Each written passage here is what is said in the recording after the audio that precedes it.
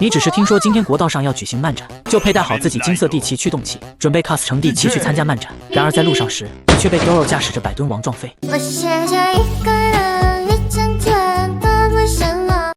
当你再次睁眼时，你却发现自己来到一个陌生的世界。只见正有一红一蓝两道身影在大战，那蓝色的身影是一头面向狰狞的怪物，而那道红色的身影，身为老特摄迷的你再熟悉不过来，竟然是炎龙侠。你第一时间还以为自己跑错片场了，然而你看到那怪物口中吐出的泥液，将水泥地都腐蚀了一个大坑后，你确信了一件事，这他喵是真的。就在你还没回过神时，你却听见有人向你大喊：危险，快离开那里！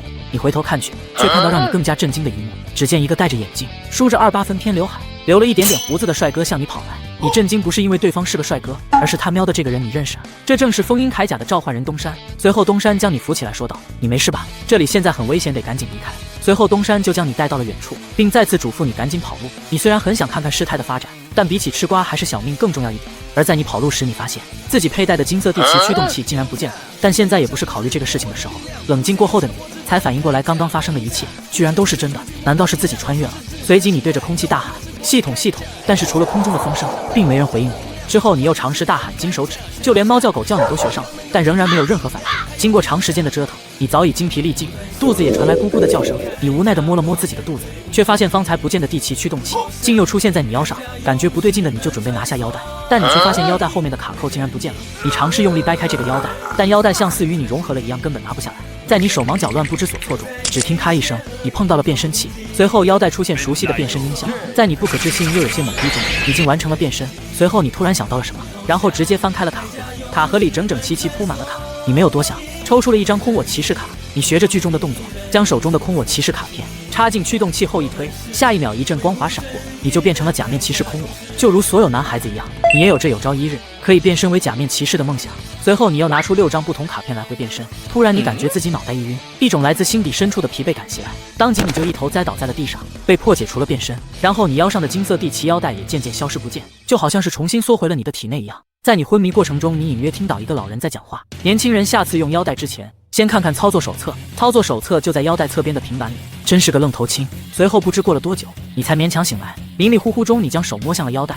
说来也奇怪，每当你想摸腰带时，消失不见的腰带就重新显现了出来。你隐约摸到了一个类似平板的东西，你疑惑难不成是刚刚那个声音所说的平板？随后你把平板拿了下来，你便一眼认出了这个玩意，这正是地旗神主形态所用的平板。当你还想试试神主形态的力量时，平板竟然自己打开了，一个名为操作手册的东西显示在了屏幕上。你这才明白自己为何会穿越并变身为地旗。这个金色的地旗驱动器并不是普通驱动器，而是超维驱动器。除了常规的功能外，超维驱动器还有2个特殊能力。第一个则是驱动器可以带着你进行穿越，但是每穿越一次就会有1个月的冷却时间。第二个则是羁绊收集，当2人的羁绊值满了过后，你就可以将其中的羁绊之力生成为新的卡片，并使用其中的力量。比如说你选择和炎龙侠建立羁绊关系，当2人的羁绊值满了过后，你就会得到炎龙侠的卡片，以后你就可以变身成炎龙侠了。不过这个羁绊收集同一时间只能和一个目标进行绑定，当没有完成这个羁绊时，并不能与其他人建立羁绊。然而培养羁绊值一共有2个办法，一个是培养好感度来提升羁绊值，另一个则是通过仇恨值提升羁绊值。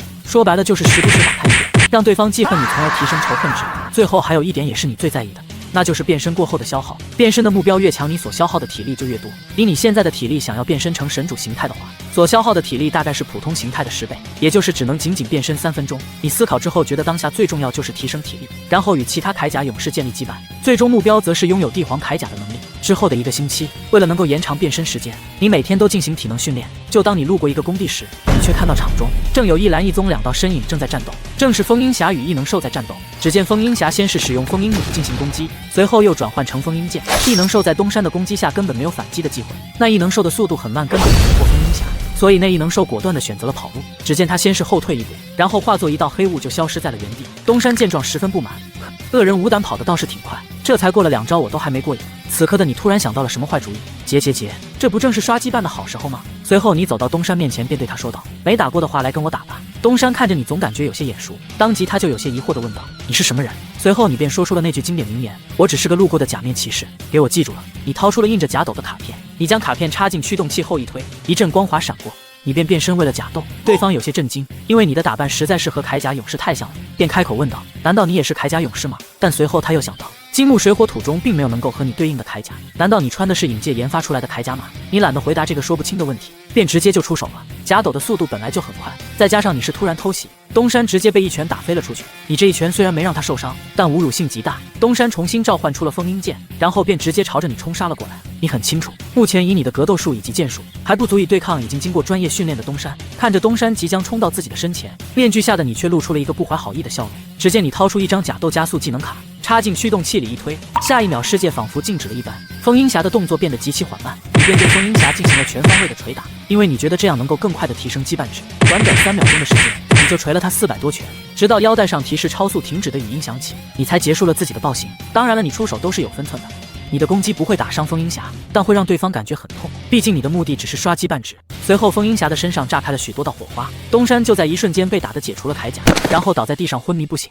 与此同时 ，ERP 基地总部中一直在观察风鹰铠甲数据的美珍也是发现了这个异常，她紧急地调出卫星查看现场，在看到的一瞬间，美珍就被震惊得合不拢嘴。她看到了昏迷不醒的东山，以及站在他旁边变为甲斗的你。美珍只是愣了一下后，就赶紧掏出手机给信男打电话。现在的情况已经容不得她再多余思考了，当务之急是保证东山的安全。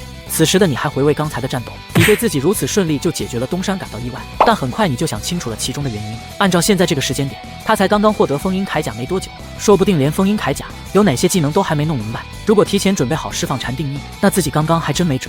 毕竟时间停止可是所有超高速能力的噩梦，除非像海帕甲斗那样的超越光速，否则一旦被禅定印控住是很难逃脱。就在你回顾战斗过程时，一道略显暴躁的声音从你背后传来，你回头一看，发现来人竟是炎龙侠。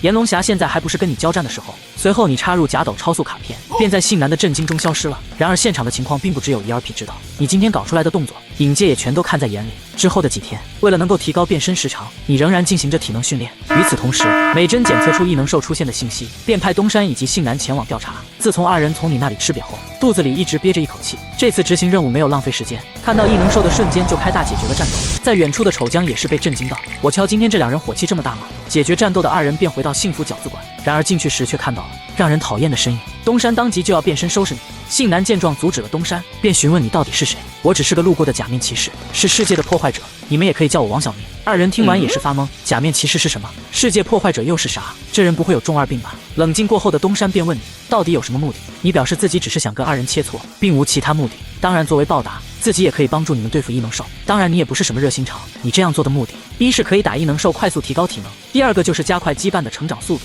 随后二人便与美珍汇报了此事，听闻你可以帮助对付异能兽，美珍很痛快的就答应了你的条件。之后你便与东山来到一处无人的空地。东山说道，上次如果不是你偷袭，还不一定谁输谁赢。随后便拿出召唤器变身为风鹰侠，你拿出了一张崭新的卡片，这次跟你打就用这张卡吧。一套流畅的操作做后，你变身为了假面骑士费兹。铠甲下的东山很是吃惊，你小子到底可以变成多少个形态？东山立刻召唤风鹰向你射来，来不及躲闪的你吃个瘪。随后你不再给东山机会，再次掏出形态卡。Form Lido 5 Excel。你按下手表，加速冲向东山，一拳就将东山打到解除铠甲。当然这次你是留手了，东山只是解除铠甲，身体并无大碍。结束对战，你并没有嘲讽东山，而是将速度爆发的技巧传授给东山。东山不愧是主角，只是稍微指点就明白了其中道理。随后东山展示了刚刚领悟的技巧，只是一瞬间就闪到了你的身后。随后你又告诉东山，你可以将自己的踢击与速度融合，这样在高速瞬移的同时，也可以精准打击敌人。东山不怀好意地看了你一眼，这个得实践，要不然你变身站着不动让我试试。看着已经发飘的东山，你恨不得现在就变身封魔狮王，直接对他使用中间时刻。当然现在的你还没拥有狮王的能力，等这边结束后，下个世界就去狮王的世界吧，顺便暴打下盖茨爽歪歪。随后美珍发来传讯，有异能兽出现的讯息。正当你准备与东山一同前去的时候，你发现自己与风鹰铠甲的羁绊值已经达到100%。随后你的手中出现了风鹰铠甲的卡片。之后你们到达了异能兽出现的位置，东山表示要自己对付异能兽。在你的印象里，这只异能兽实力还是很强的，当时是风鹰侠跟炎龙侠一起解决的它。然而东山便运用刚刚特训的结果，顺身连环踢打的异能兽毫无招架能力，最后再使用穿风刺进行收尾，一套操作行云流水。之后几天你一直在研究接下来与谁进行羁绊，你觉得5型铠甲对你的帮助并不是很大，要不然直接去阳光福利院找向阳吧，直接获得帝皇铠甲的能力。为了能够接触到向阳，你便去阳光福利院应聘义工。在当义工的期间，你的任务就是给小朋友讲故事，一般的故事小朋友都听够了，你便讲述了超古代战士的故事，也就是迪迦奥特曼的故事。就连一向不爱说话的向阳也是愿意与你聊天了。在此期间，你们的羁绊值也是增长到了25%。今天你如往常一样你正在给小朋友们讲迪迦奥特曼的故事。此时3、4个小混混正在院里叫嚣，一把将院长推倒在地。老东西在这条街卖东西，不知道交保护费吗？此刻看到院长被欺负的向阳，满眼都是怒气，好似下一秒就要变成帝皇侠。你大胆不妙，现在变身帝皇侠可是一个不可控的因素，自己可解决不了。随后你便出面，将3名小混混带到一个无人的地方。对付恶人你还是有一套的。随即你拿出阿妈纵的卡，变身为阿妈纵。对面的小混混被吓得直呼异能兽，是异能兽啊！你没有废话，直接打爆了他们3人。随后以防被人怀疑，你把现场弄成异能兽袭击的场面就离开了。可能是因为自己救了院长跟孩子们，你发现自己与向阳的羁绊竟然达到了55%。与此同时，信男、东山、北淼正与异能兽对战，突然间3人竟解除了铠甲。美珍见状赶快联系了你。了解情况的你很快就来到了现场，看到3人后也不忘挖苦下东山，很狼狈吗东山？随后你掏出风鹰侠的卡片，当着东山的面变身为风鹰侠。你对着3个异能兽进行全方位打进，然后召唤出风鹰剑，使用连续穿风刺。只见3只异能兽瞬间就被你打成了卡片。看见封印3只异能兽的你，3人不仅震惊你可以变身为风鹰侠，更震惊的则是你竟拥有如此强大的力量。此时在旁边一直观望的西昭便对你说道：“实力不错嘛，来与我过招。”随后变为雪翱铠甲向你冲来，而铠甲下的你却露出一抹邪笑。随后你掏出禅定印的卡片，禅定印，瞬间时间空间全部静止。你走到被静止的西昭面前，一道打击就将他打到解体。当然你知道西昭后续也会加入铠甲小队，所以并没出全力，只是让他解体而已。而此刻影界内却炸了锅，他们费尽心思将星南等人的铠甲解体，只差一点就解决掉他们了，没想到却被你这个不速之客打断了他们的计划。随即愤怒的界王命令丑将，你去携带10只异能兽，给我解决这小子。此时你通过次元壁将3人送回了 ERP 基地。突然出现的你们让美珍很是震惊，星南等人也是不思其解，只是眨眼的功夫竟就回到了基地中。随后你与美珍讲述了今天发生的事，你便离开了基地。之后几天你仍然在福利院做着义工，然而让你迷惑的是，最近几天都没有异能兽出现的消息，好像影界要搞什么大动作。今天你照常完成了义工工作，就在你今天回家的路上，你总感觉有双眼睛在盯着你。就当你路过一个公园时，这种感觉却愈加强烈。每天这个时间都会有很多人在这里散步，然而今天公园却异常安静，就好像被驱散了一样。随后一道冷笑从小树林里传来，只见丑将带着10只异能兽从小树林中走了出来。小子，你上次很牛啊，一个人能打3个，今天我有10个，我看你怎么打。你也没有废话，直接插卡变身。那10只异能兽得到丑将命令过后，一窝蜂的朝你冲了过来。你拍了拍手，随后插入假抖超速卡。下一刻这个区域时间仿佛静止一般，随后你闪到一个异能兽身前，插入最终攻击驾驭，你跳起来直接将异能兽踢爆。感觉不够爽的你再次冲到一个异能兽面前，插入假斗最终攻击驾驭，你一个回旋踢击中了这只异能兽的脑袋，当即这只异能兽被打爆成了一张卡片。你感觉还是太慢，随后你又从卡盒中拿出5字的必杀卡，8个绯红色的钻头浮现在了剩下8只异能兽的头顶，你一个起跳就来到了第一个被绯红钻头锁定的异能兽头顶，然后一脚踢爆了它。接下来你故技重施，剩下8只异能兽也分别被你踢爆。随着超速结束，现场再无异能兽气息，剩下只有10张封印卡片。丑将根本不敢相信自己的眼睛，在他看来你只是闪到异能兽身后，然后异能兽就全部被封印了。感到莫大恐慌的丑将只是一溜烟时间就跑掉了。回到影界的丑将向界王汇报了今天发生的情况，界王不敢相信，那明明是10只异能兽，居然一瞬间就让你给踢爆了。之后过去很久，不知影界在搞什么新阴谋，还是被你的实力吓到了。影界的人再也没有找过你的麻烦。在这期间，向阳与你的羁绊值已经达到了100%，你也顺利的获得了帝皇铠甲的卡片。接下来就是该把剩下的4副铠甲都收集了，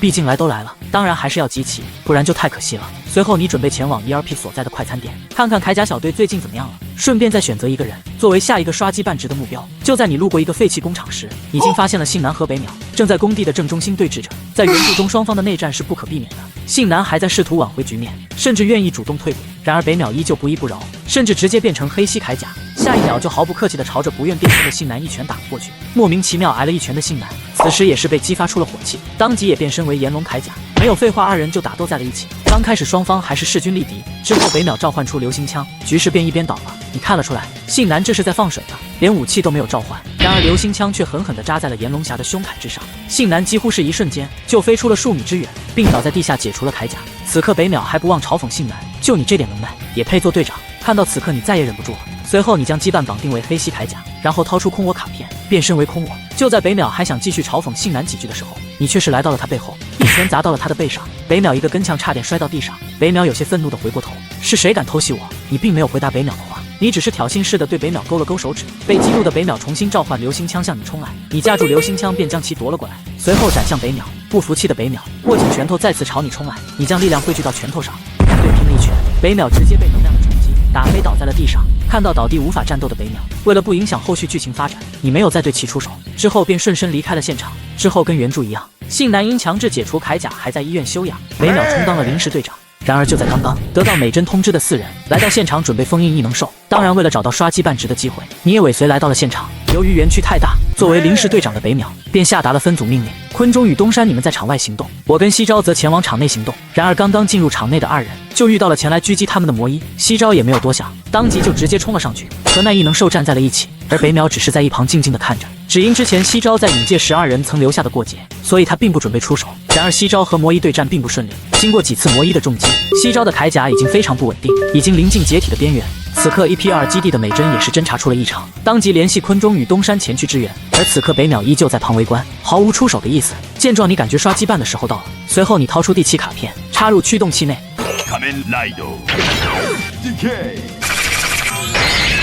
随后你快速来到北淼身边，你沉住声音对他说道：“有看戏看得挺舒服吗？”北淼疑惑地回过头，一眼就看到了你身上腰带，他便认出你就是上次暴打他的人。北淼握紧拳头，当即蓄力向你打来。你闪开他的攻击后，立刻插入假斗的超速卡，随后这片区域的时间仿佛停止了流动。随即你又插入假斗最终攻击驾驭，能量汇聚在你腿上，一个回旋踢狠狠踢到了北淼胸口。随着超速时间结束，北淼伴随着爆炸和火花冲飞了10几米。与此同时，另一侧东山3人也成功解决魔衣并封印了他。为了防止被东山认出，你再次使用超速模式，便消失在了原地。经过这次你与北淼的对战，你们之间的羁绊值已经达到了60%，你感觉再打2次羁绊值就会满了。由于这次你出手并没有出全力，北淼只是在医院休养了几天就痊愈了。然而今天刚出院的北淼就接到了美珍的通知，美珍着急地说道：“喂，北淼，你出院了吗？西区工厂检测到严重异能量波动，能麻烦你去查看一下吗？东山他们我也通知了，你们到时候在那里碰头就行了。”北淼也是一口答应了下来。然而在前往西厂的路上，冰儿却找到了北淼。当得知冰儿的消息，北淼也顾不得美珍的交代，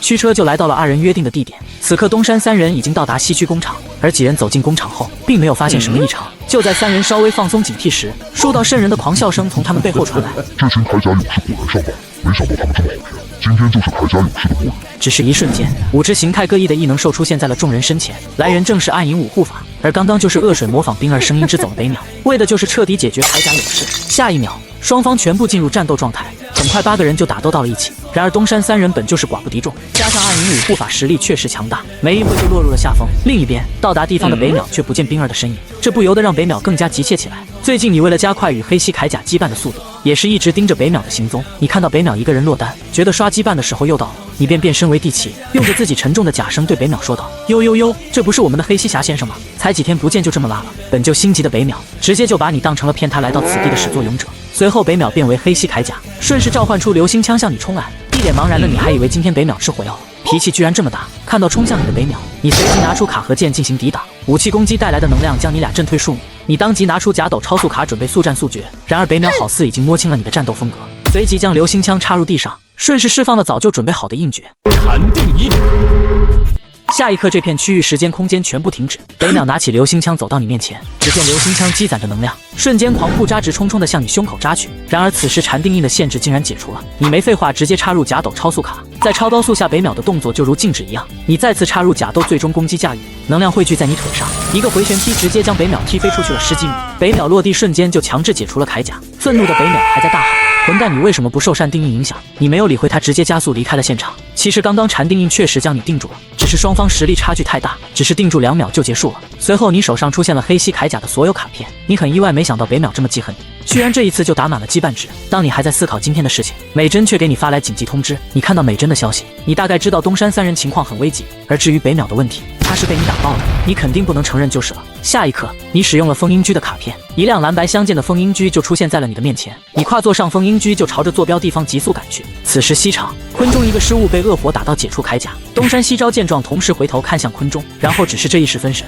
又是2声巨响，2人也被打到解除铠甲。正当恶火准备除掉3人时，你一剑挑开了恶火的武器，并嘲讽地说道：“哟，这里挺热闹的嘛，你们暗影护法是来开 party 的吗？”此时你的出现却震惊住了暗影护法，因为根据他们的情报，风鹰铠甲的召唤人明明只有1人。在基地中的美珍见你到达现场，赶快使用传送装置将东山3人传送了回去。传送速度本来就很快，再加上你的出现，暗影护法根本来不及阻止。你为了能够快速解决暗影护法，本来是准备直接变身帝皇侠的，但是自己没有使用过，如果出现体力不支情况可就麻烦了。随后你掏出地奇形态卡，一阵光华虚影后，你变身为假面骑士地奇。恶火见状随即拿着武器就向你冲来，你拿出卡和剑与其对砍一刀，你轻蔑地说道：“看来你们还是不明白，这个状态下的我，就算不用技能，也是超强的。随后恶火便被你击飞数十米，暂时下线了。见状，还想继续冲锋的4人也停止了脚步。你嘲讽到怎么这就怂了？本来还在犹豫的暗影护法，听到你的话后瞬间有点上头。4人手持武器向你冲来，你持剑迎了上去。巨大的金铁交鸣之声再次传来，4人很是震惊，他们全力一击竟被你单手拦住。随后你掏出费兹必杀卡准备解决4人，只见4个绯红色钻头浮现在了4人胸前，想要逃避的4人却被绯红色钻头压制的无法行动。你淡淡对4人说道：“安心上路吧。”然后你跳到半空中做出骑士踢动作。就当你马上要踢到恶木时，一个绿色的棱形晶体从远处飞射过来，只是一瞬间，4人连同棱形晶体就全部消失不见。然而扑空的骑士踢却将地面踢出一个大坑，整个厂房都在颤抖，好似下一秒就要坍塌。为了防止不必要的麻烦，你很快也离开了此地。之后的几天，由于铠甲小队全部强制解除铠甲，暂时无法进行铠甲召唤。美珍与众人商量后决定启用铠甲2队。为了能够快速的提高2队的对战技巧，美珍请求你作为2队的教练，希望你能给2队传授一些战斗经验。听闻后，你很痛快的就答应了，毕竟这免费刷羁绊的机会怎么能错过呢？此时的黑玉恶火语气凝重的对众人说道：“那天要不是我及时召唤黑玉，我们几个早就暗消云散了。既然硬碰硬我们打不过，那我们就只能来硬了。”随后几人便商量起对付你的办法。第二天，你按照约定的时间来到 ERP 基地。当然，此行你的主要目的是刷羁绊，所以刚见到2队，你便对他们进行了史诗级的嘲讽。作为队长的电男甚至直接要求与你切磋，你也没废话，直接让美珍将你俩传送到虚拟训练场。你露出一个嚣张笑容，朝电男勾了勾手指，后者也不跟你客气，当即变身为炎龙侠。你拿出神主平板，将羁绊对象绑定到炎龙铠甲上。随后，你掏出风鹰侠卡片，并插入驱动器内，一阵蓝光闪过，你也变身为风鹰侠。电男疑惑问道：“为什么你也能召唤风鹰铠甲？不是说同时生效的召唤器只能有一个吗？”你挑逗地说道：“想知道？你猜。”无语的电男也不准备跟你废话，随即召唤出烈焰刀，然后向你冲来。巨大的金铁交鸣伴随着能量迸发出来，顺势你向上一挑，烈焰刀就被你挑飞了出去。紧接着你又是一剑斩下，强大的斩击将炎龙铠甲击退数米。此时电男心中也是冒起了火气，他拾起炎龙刀再次向你冲来。此时你准备给他好好上课，瞬间无数道残影将电男包围起来，每一次你的残影掠过时，就会在他身上砍一剑，短短1秒钟你就砍了上百剑。最后电男发出一连串惨叫倒在了地上。之后为了防止你继续暴行，他便主动解除了铠甲。经过这一战，2队的5人也是对你服服帖帖了，毕竟没有人想被你这个怪物暴打一顿。接下来的一段时间，你每天都带着他们进行着体能训练，期间你以实战训练为借口，重点照顾了一下炎龙血獒地虎铠甲，你也顺利获得了最后3副铠甲卡片。本来你打算穿越下个世界直接跑路了，可是你想到自己改变了很多原有的剧情发展，万一出现意外，世界毁灭了就太可惜了。就算了，为了福利院的孩子们，你也要保护这个世界。然而此时你突然感觉自己一阵头皮发麻，总感觉有什么危险要降临在自己身上。随即你赶快变身为地气，下一秒一道清脆撞击声从你脑袋上传来，有什么东西以极快的速度击中了你的脑袋。你不慌不忙地将自己头顶的东西拿了下来，没想到居然是一颗子弹。你向子弹射来的方向看去，果不其然，一个身穿迷彩服的人正匆匆忙忙跑路。你感叹道：“影界这群家伙还真是阴魂不散啊，居然还派人暗杀我，亏他们想得出来。”随后你掏出卡盒枪，向着那个穿着迷彩服的人开了2枪，只见2声爆炸，那人就消亡在烟雾之中。你突然想起之前美珍曾跟你说，北区矿山有微弱的异能量。随后你变身为风鹰侠，并召唤出风鹰驹。你跨上风鹰驹后，便立刻前往了北区矿山。此时北区矿山，恶木有些不耐烦的喃喃自语起来：“你不知道孤狼那家伙成功了没有？这家伙号称万国第一杀手，应该不会失手吧？不过这家伙怎么还没回消息？”突然，一道带着笑意和杀气的声音从他身后传来。我想他应该没办法向你汇报了。闻声，恶木回头看去：“是你，你小子怎么可能找到我？怎么找到你的？可能是因为缘分吧。不过你倒是让我一阵好找啊。”随后你持剑向其砍去，恶木也赶忙拿出武器进行反击，强大的冲击将恶木震飞。深知打不过你的恶木，直接召唤黑雾准备跑路。然而这次你并没有给他机会，你掏出假斗超速卡往驱动器上一插，瞬间恶木的动作好似停止一般。你插入假斗最终攻击驾驭，一个回旋踢狠狠地踢在恶木头上。然而奇怪的是，被踢爆的恶木居然没有变为卡片。你想了一会也没想出个所以然，你决定先离开这里，等到回去再问问美珍。此时黑域内，你的操作再次震惊暗影护法。这小子实力有够恐怖的，没想到恶木竟然翻车了。不过只要黑域还在，恶木早晚能够复活。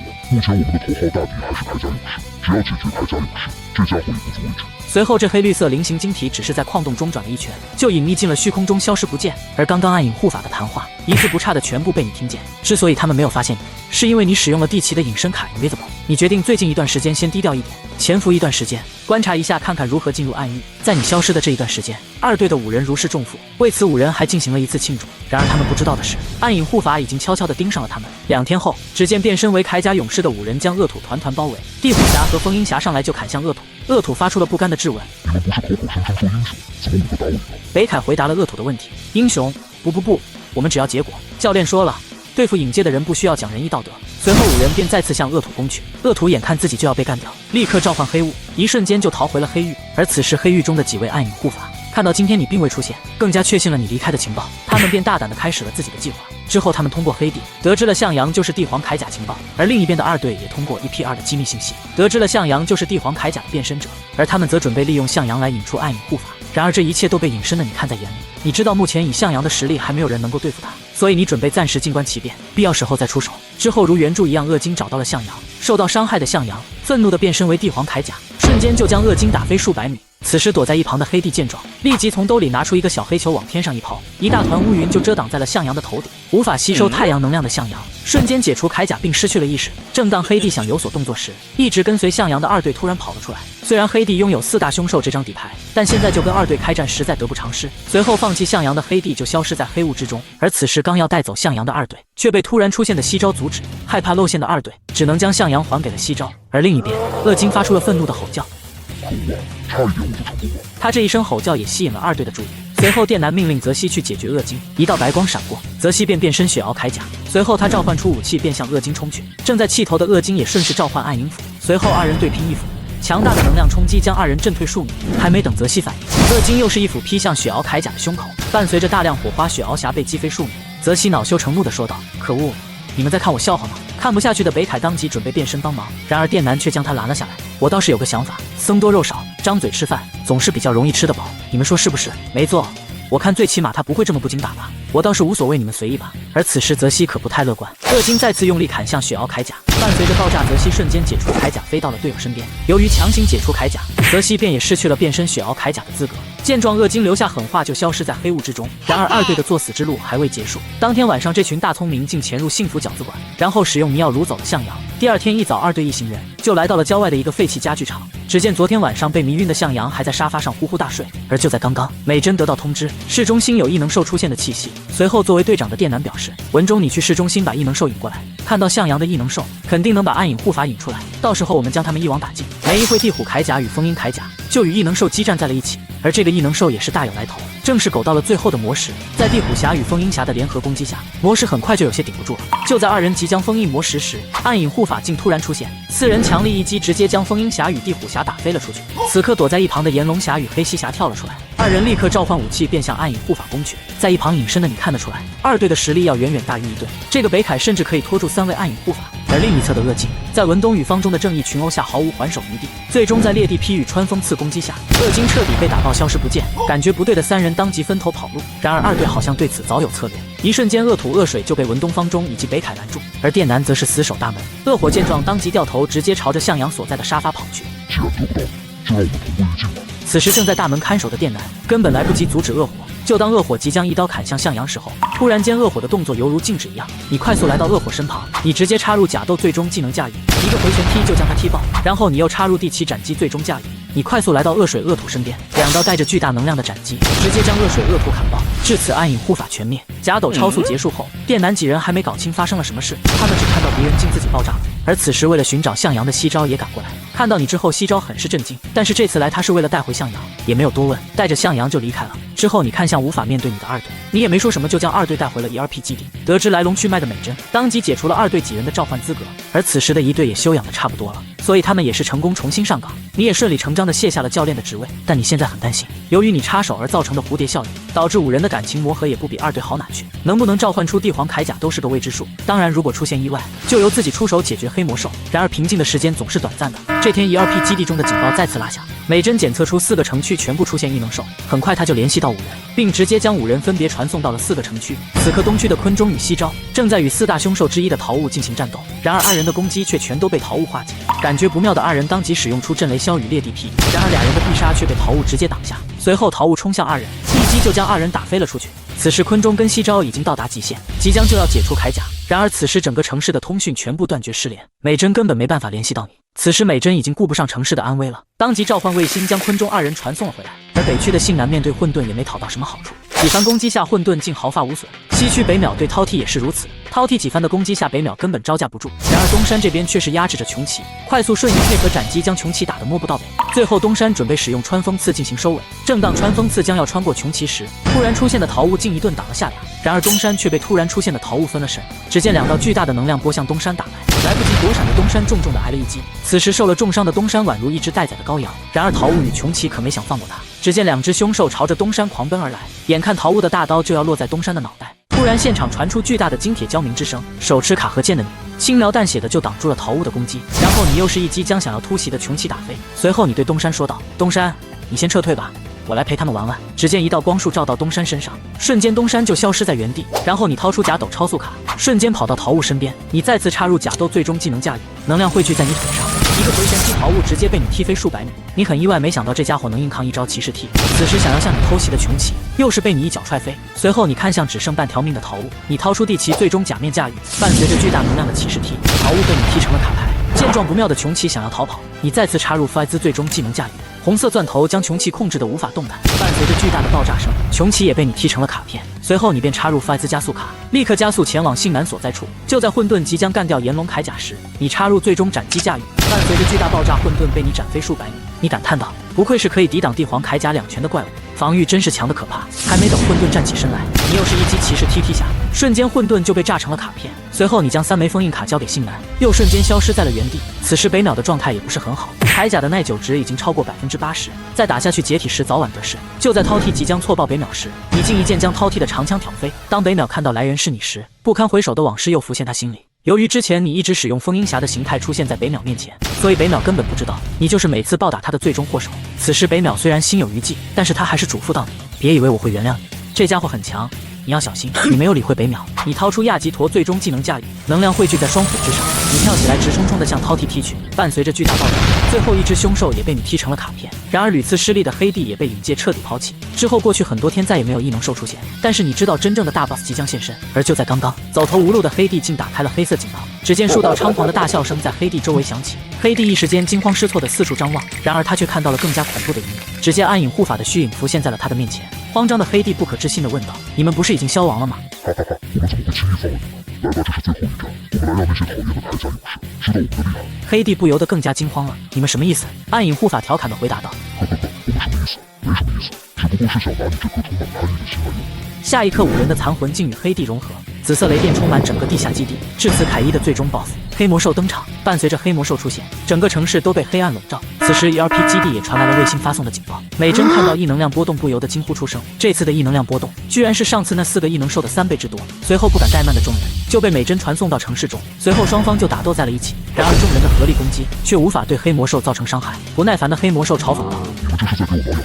你们用点力啊！”下一刻，众人扭动腰带上的旋钮，5张写着各种字的光铁就浮现在了众人面前。待5人轻轻触碰后，5人的武器瞬间蓄满能量。只见穿风刺、裂地劈等5人的必杀就朝着黑魔兽袭去。下一秒，5道必杀瞬间在黑魔兽身上爆破开来，爆炸产生的冲击波将众人都震推了数米。坤中疑惑地问道：“我们成功了吗？”然而下一刻，沉重的嘲讽声从烟雾中传来：“哈哈哈，一群武士未干的小屁孩，你们这点能耐，别敢说自己是铠甲勇士，给我挠痒痒都算不上。”此时美珍见状不由得担心起来，随后她对你说道：“对手太强了，你快去帮信男他们吧。”你镇定地回答道：“没问题的，美珍，但你要相信信男他们，预言上不是说了吗？只要他们5个团结一致，就一定能打败最后的黑暗。”然而此时现场信男等人却被黑魔兽一击全部击飞，落地瞬间就全部强制解除铠甲。此时的你也感到不可置信，毕竟在原著中5人明明可以合体为终极帝皇铠甲，然后与黑魔兽进行太空大战，最终使用5圣必杀解决黑魔兽。然而此时的情况却不由得你再继续考虑了，你赶快让美珍将你传送到现场。随后你当着众人面变身为地奇。北淼看到你变身为地奇一瞬间就变得非常激动，他没想到一直暴打他的人竟一直在自己身边，然而为了大局他也忍气吞声了下来。随后你嚣张地对黑魔兽说道：“和你打就用这张牌吧。”随后你将帝皇铠甲的卡片插入驱动器内，伴随着耀眼的光芒，已经变身为传说中的终极铠甲帝皇铠甲。此时无论是黑魔兽还是铠甲小队众人都被你这一番操作震惊了。黑魔兽震惊地说道：“什么？这不可能！你怎么可能召唤帝皇铠甲？”你轻蔑地回答道：“没什么不可能，现在你的末日到了。”随后你召唤出帝皇侠的终极武器极光剑，你提剑就向黑魔兽砍去，你一剑狠狠砍在黑魔兽胸口，黑魔兽直接被打飞了出去。至于黑魔兽飞了有多远，下一刻黑魔兽就飞到了月球上。还没等黑魔兽回过神来，你便瞬移到他的身前。黑魔兽紧忙蓄力向你射出一道激光，你只是轻轻一挡，黑魔兽的攻击瞬间就被化解。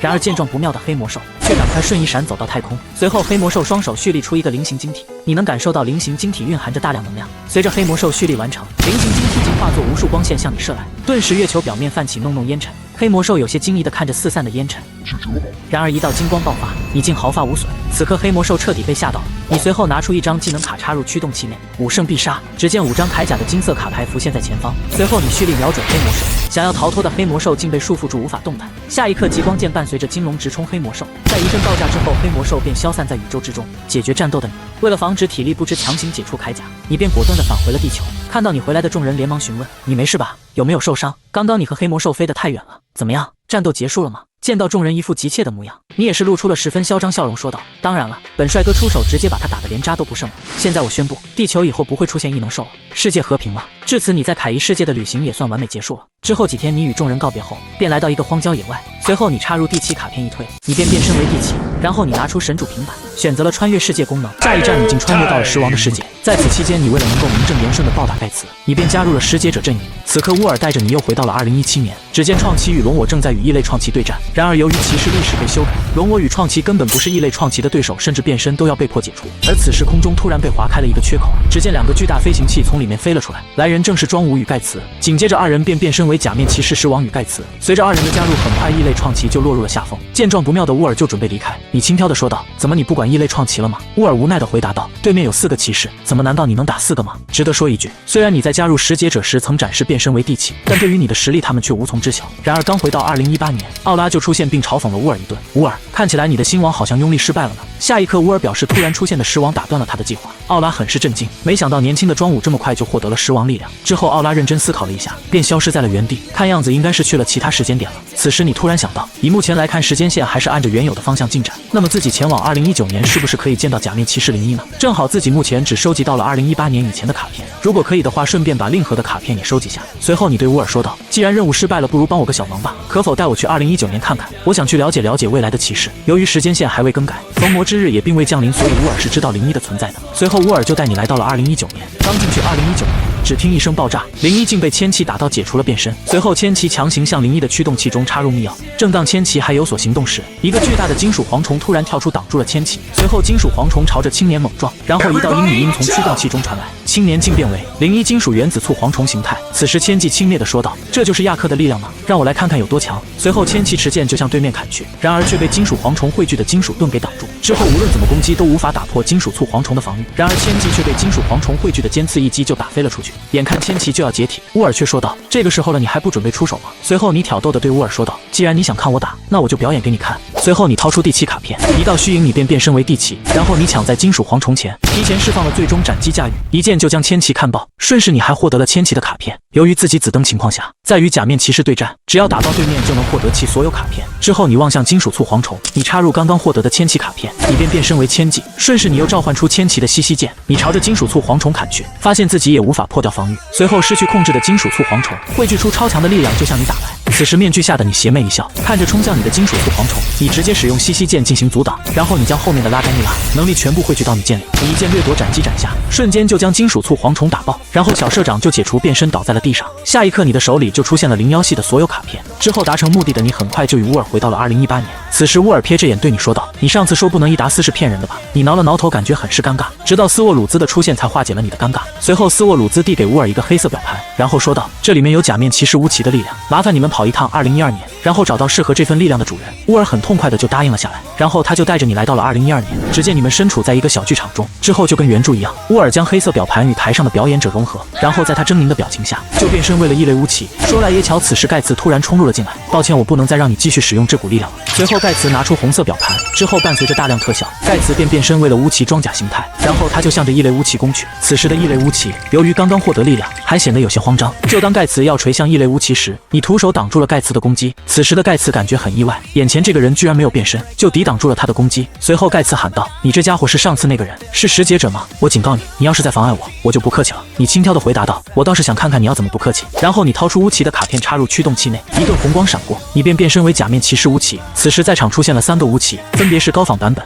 魔改版本、拼西西版本。盖茨一脸震惊地看着你，明明未来以及过去的力量都被具现了出来，怎么可能还能有人变身为乌奇？还没等盖茨想明白，你便召唤好几个火球向盖茨攻去。然而由于盖茨的装甲是乌奇火焰形态，所以火球并没有造成什么伤害，只是吓到他一下而已。随后盖茨掏出弓斧向你冲来，你也没废话，同样掏出卡和剑进行回击。2个魔法师就这样开始了武器间的肉搏。然而你也没有真的用全力，你只是在等狮王他们过来支援，毕竟自己还是要帮助庄武的。在食劫者阵营，也只是想给予自己一个身份罢了。随后你一击就将盖茨打飞，盖茨顿时火冒三丈。就当盖茨想再次冲上来时，庄武的声音在他背后响起：“盖茨，你没事吧？我来帮你了。”然后庄武看到对面还有2个乌奇，却有些搞不清楚情况。他们2个谁是异类乌奇啊？盖茨无语地回答道：“看样子就能看出来，肯定是躲在最后面那个是异类乌奇了。挡在他前面阻止我们的这个家伙，只是不知道从哪里拿到了乌奇的力量而已。”随后明白了的庄武变身为假面骑士狮王，看着2人准备围攻自己，你随即拿出了假面骑士01的金属原子簇蝗虫形态，随后说道：“你们想玩那就陪你们玩玩吧。”然后一道光华闪过，你便变身为假面骑士01金属原子簇蝗虫形态。盖茨跟庄武很意外，没想到你居然还可以变为其他骑士。不敢怠慢的2人拿出武器就向你冲来，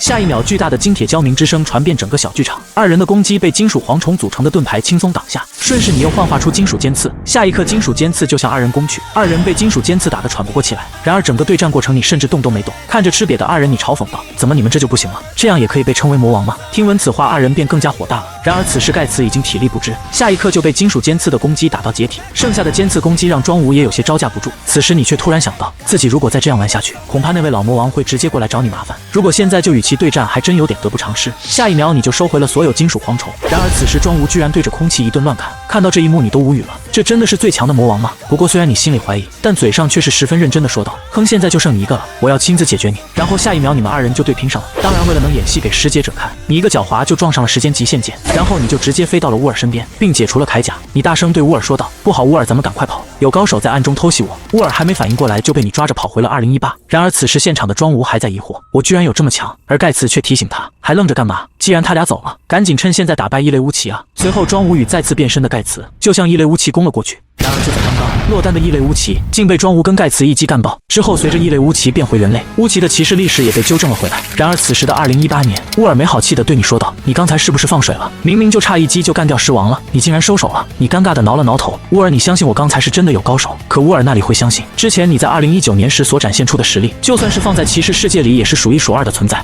随后你们2人为了逃避斯沃鲁兹的怒火，便来到了2020年。只见一红一蓝一黄3名骑士正在与怪人战斗，细看才发现3位骑士竟是假面骑士圣刃中的炎之圣刃、水之圣刃以及雷鸣圣刃，而那个怪人正是圣刃中的最终 BOSS 斯特利乌斯。下一刻3人将手中武器插入驱动器内，紧接着又快速拔出，瞬间能量汇聚在3人剑中，之后伴随着3种不同颜色能量的斩击，怪人竟被打飞数十米。此时乌尔拍了拍你的肩膀说道：“好了，又到你收尾的时刻了。”随后你面向乌尔露出一个尴尬的笑容，然后顺势插入第7骑士卡片，一阵光华虚影之后，你便完成了变身。随后你插入第7最终驾驭，只见数十道光幕出现在斯特利乌斯面前，伴随着动感的音效，一道强烈的骑士踢透过光幕直冲老屋。下一刻只听爆炸的巨响充斥着整个空间，随后你手上便出现了斯特利乌斯的卡片。顺带说一下，在骑士的世界，即使是怪人被你打爆，你也会获得其所有形态的卡片。此时被震惊的3人对你说道：“你这家伙是什么人？”你皱起眉头，嚣张地回答道：“我只是个路过的假面骑士，给我记住了。”之后3人听闻你是假面骑士后，紧绷的心绪便放松了下来。然而下一刻你就掏出卡和剑向3人攻去，来不及抵挡的3人被你一击就斩飞了出去。随后缓过神的托马对你说道：“虽然不知道你的目的是什么，但是既然你要找麻烦，那我们便奉陪到底。”对于托马的狠话，你并没有放在眼里。你随后掏出一张卡片插入驱动器内，下一刻金光闪过，你竟变身为假面骑士艾克赛德的无敌玩家形态。3人明显能感到你身上的气变了，随后不敢怠慢的3人持剑就向你冲来。见状，你顺势掏出卡和剑进行抵挡，强大能量波动将你们3人全部震退数米。还没等对方回过神来，你又迅速插入 Hyper Right Hair 技能塔，只见以你头部为中心，顿时刮起了一阵能够割裂一切的黄金龙卷风。见状，3人立刻将长剑插入驱动器内，然后快速拔出，只见汇聚强大能量的斩击就向你斩来，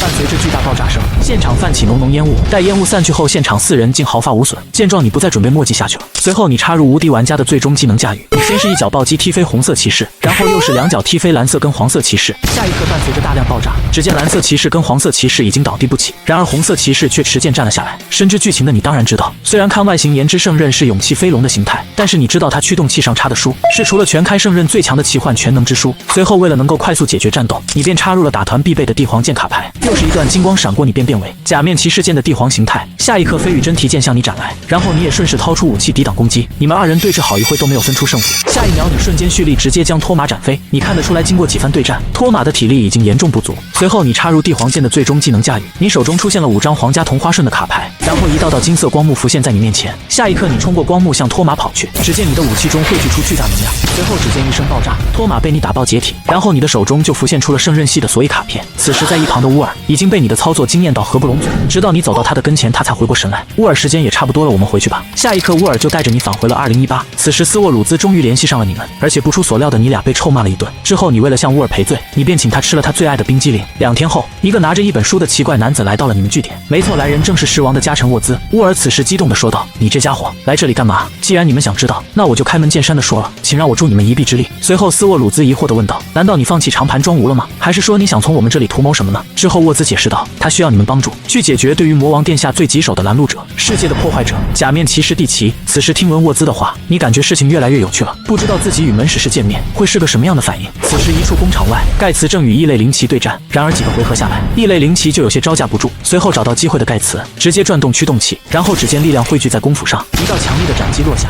异类灵骑竟被直接砍爆。下一刻，异类灵骑就解体变回了人类。然而此时现场的时间突然停止，你跟沃尔突然从一旁出现，然后沃尔在这个人面前一顿操作。下一刻，一道光影闪过，他竟又变回异类灵骑。之后伴随着时停结束，你与乌尔就准备带着异类灵骑离开现场。然而此时正准备追击你们的盖茨，却被突然出现的假面骑士亚基陀拦住。只不过他腰间的腰带却和亚基陀不一样，那竟然是一个品红色的地奇腰带。没错，出现的人正是假面骑士地奇的变身者门使士。盖茨疑惑地问道：“你是什么人？”“我只是个路过的假面骑士。”紧接着迎接盖茨的就是一剑。吃瘪的盖茨随后拿出持旗表盘，随后盖茨插入驱动器内，盖茨便变身为盖茨持旗装甲形态。下一瞬，盖茨便化作无数残影在地奇面前移动。然而战斗经验丰富的门使士只是一击就将盖茨的攻击化解。随后门使士淡淡的说了一句：“你挺厉害的嘛，但还追不上我。”紧接着门使士就将亚基陀最终驾驭技能卡插入驱动器内，巨大的能力汇聚在右脚上，然后伴随着口吃的音效，门使士跳起来汇聚出骑士踢动作，下一刻就将盖茨踢爆。紧接着盖茨瞬间倒地并解除了变身，随后门使士留下了一句再会吧，就离开了现场。之后回到钟表店的盖茨就将今天发生的一切描述给了庄武。庄武突然想到了什么，并说道：“会不会是上次那个家伙？你这么说，我倒是想起来了，上次来袭击我们的那个假面骑士，他的腰带和这次出现的那个假面骑士非常相似，可以说除了颜色上有些不同以外，其他基本上是一模一样。”然而此刻你却与乌尔正带着异类灵骑在街道上肆意破坏，虽然你感觉很无趣，但是以你现在失阶者的身份，你也只能跟着照办了。不一会，闻讯的盖茨与庄武就赶过来了，随后二人快速插入表盘，然后伴随着大量特效，二人便完成了变身。下一刻，二人一人持斧，一人持剑，就向异类灵骑砍来。然而二人的攻击却被异类灵骑抵挡下来。此时异类灵骑大吼一声，竟直接甩开了狮王与盖茨，眼看一时拿不下对手，二人便掏出乌奇与灵骑表盘。下一刻，二人便变为乌奇与灵骑装甲形态。随后二人一击重击就将异类灵骑打飞。正当庄武准备进行最后一击时，没想到假面骑士亚基陀却突然出现，随后迎接二人的就是一记斩击，强大的斩击竟将二人砍翻在地。盖茨更是直接被砍到解除了变身。假面骑士亚基陀，又是你！随后亚基陀将手里长刃往背后一扔，你可别惊讶的太早。然后他又掏出一张卡片并插入驱动器内，伴随着一阵光芒闪过，亚基陀竟又变成假面骑士响鬼。庄武与盖茨顿时惊讶的说道：“居然又变成了其他骑士。”随后门使士指着庄武说了一句：“你就是那个魔王吗？让我来跟你过2招。”说罢，门使士就向庄武冲了上去。没一会，庄武就被打得找不到北。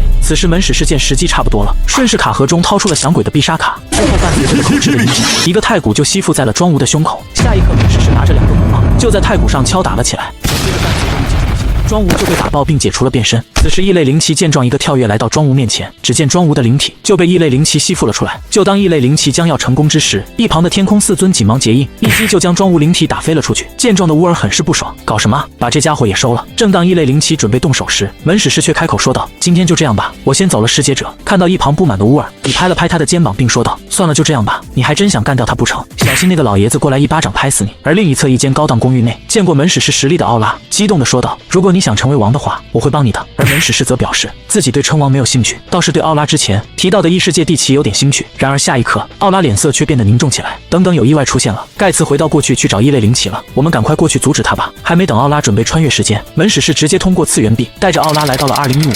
此时一个海边码头，变为灵骑装甲形态的盖茨一起斩击就将异类灵骑重创。正当盖茨准备终结异类灵骑时，变身为龙骑的门使士却突然出现，随后一道烈焰就击退了盖茨。紧接着门使士又掏出灵骑的卡片，和你打的话用这张卡比较好吧。随后一道闪光后，龙骑就变为了灵骑。变身完成后，门使士还吐槽般的说了一句：“现在现场就有3个灵骑了，还真是别出心裁。”才的设定啊。而一旁的你也掏出灵奇卡片，一道虚影后便变身为灵奇，随后你闪到二人身旁，并说道：“这里看起来挺热闹呀，不介意我掺和一手吧？”盖茨看到这一幕直接懵逼了，他一直以为门使士与你是同一个人。随后门使士淡淡的说了一句：“哦，你就是使解者说的异世界地奇吧？”随后你掏出眼枪军刀对着门使士说道：“来较量较量吧，前辈。”而此时门使士表示较量也不是不可以，大还是先把眼前事情处理了吧。下一秒门使士突然出现在盖茨身边，一刀重重砍在盖茨身上，紧接着异类灵奇又是一记重击，盖茨竟被直接打中，还不如盖茨长口气。迎接盖茨的又是2个强力骑士踢，下一秒盖茨就被干倒解除了变身，然而门使士却一脚踩在了盖茨腹部，紧接着门使士拿走了灵奇表盘，然后丢给盖茨一个地奇表盘，并说道：“这个我就拿走了，作为补偿，这个你就拿着吧。”随后门使士快速的来到你的身旁，来吧，不是要打架吗？我可是大欢迎哦。随后你们2人分别掏出假斗王的卡片，一阵光华闪过，你俩就变身为了假面骑士假斗王。此时唯一能区别你俩的就只有腰间上的腰带了。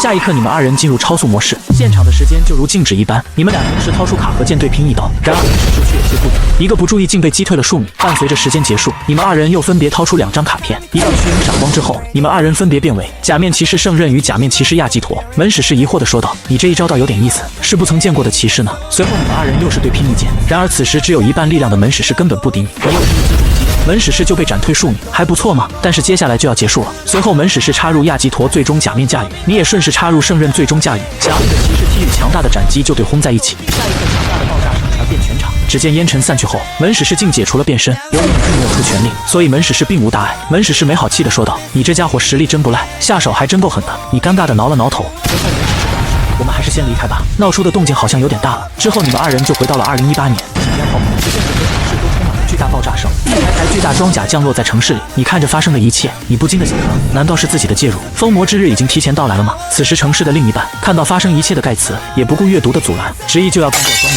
下一刻变身的盖茨一斧就向庄武砍去，然而攻击却被老魔王的加成挡住。随后加成手中的3叉戟往上一挥，盖茨就被打退了数米。见状，庄武说道：“住手！盖茨不是我的敌人，恕我不能从命，这都是为了您好。”随后生气的庄武转动表盘就变身为了假面骑士狮王。正当庄武准备前去帮忙，你与门使士突然出现并拦住了他。随后你们瞬间插入地奇骑士卡，一道光华虚影后，你们便变身为地奇。下一刻你们2人直接拿着卡和剑向庄武砍去，有些招架不住的庄武急切地喊道：“你们快住手，我得去帮盖茨。”然而只见你们2人蓄力，庄武就被砍倒在地。正当你准备再向庄武补刀的时候，一把3叉戟却抵挡住了你的攻击。你无奈地说道：“搞什么？他和你也是一伙的，那你们这不是在内战吗？”此时又一道熟悉的声音传了出来：“来人正是沃兹，魔王陛下，您也该承认了，该承认您自己的本性，不放过任何一个称霸路上的绊脚石，这才是我认识的您。”然而庄武却反驳道：“才不是，我根本不会除掉盖茨他们，也不会让世界变得一片混乱。”随后门使士淡淡的说道：“是吗？那你就自己去看看吧，看看未来的自己。”随后次元壁就将庄武传送到2068年。